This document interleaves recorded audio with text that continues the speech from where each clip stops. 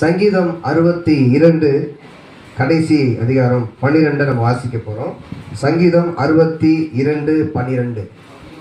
கிருபையும் உம்முடையது ஆண்டவரே, தேவரீர் அவனவன் செய்கைக்கு தக்கதாக பலனளிக்கிறீர். வழிய சொல்ல முடியுமா?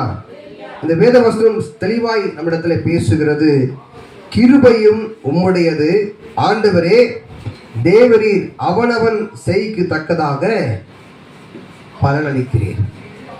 அப்போ தேவ சமூகத்துக்குள்ளே இந்த வசனம் என்ன சொல்கிறது? தேவ சமூகத்துக்குள்ளே எந்த அளவுக்கு நீங்கள் விசுவாசத்தோடு தேவ சமூகத்துக்கு நீங்க முக்கியத்துவம் கொடுக்கிறீர்களோ, என் ஆண்டவர் அந்த விசுவாசத்துக்கு ஏற்ற ஆசீர்வாதத்தை தருகிறார்.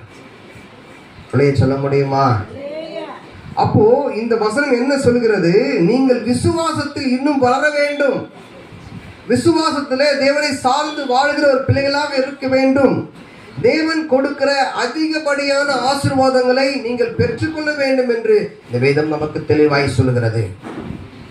உங்களுடைய ஆசீர்வாதங்கள், உங்களுடைய செயல்பாடுகள், உங்களுடைய வெற்றிகள் எல்லாமே தேவனுடைய கரத்தில் இருக்கிறது. நீங்கள் எதிர்பார்க்கிற ஆசீர்வாதங்களை நீங்கள் பெற்றுக்கொள்ள வேண்டும் என்று சொன்னால் நீங்கள் செய்ய வேண்டிய ஒரே ஒரு காரியம், கர்த்தரை நோக்கி பார்க்கிற ஜனமாய் நீங்கள் மாறணும்.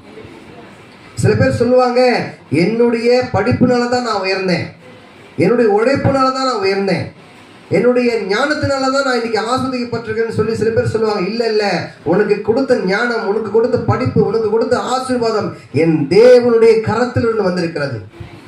அப்ப இந்த ஆசீர்வாதங்களை நாம் தக்க வைத்துக் கொள்ள வேண்டும் என்று சொன்னால் இன்னும் விசுவாசத்திலே நாம் வளர வேண்டும் என்று தேவன் சொல்கிறார். எனக்கு அன்பான தேவ பிள்ளைகளே, தேவனை நோக்கி பாருங்கள். அவர் ஒருவர் தாமே உங்களை ஆசீர்வதிக்கிற தேவன் என்பதை மறந்து விடாதீர்கள். கர்த்தர் உங்களை ஆசீர்வதிப்பாராக. ஆமென்.